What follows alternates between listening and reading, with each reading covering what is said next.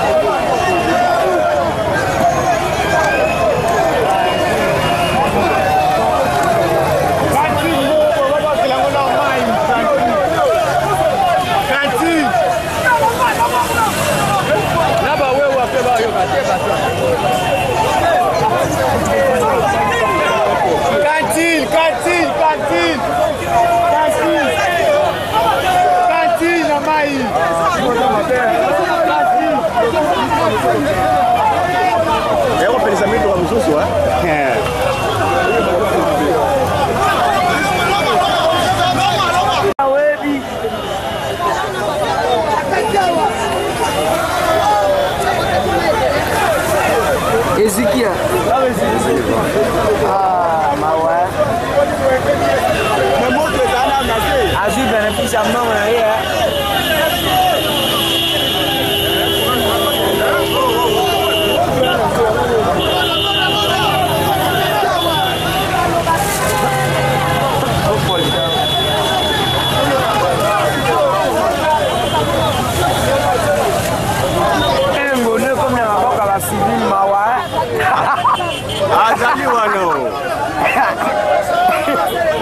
Ngondo comme la maman va civil mawa.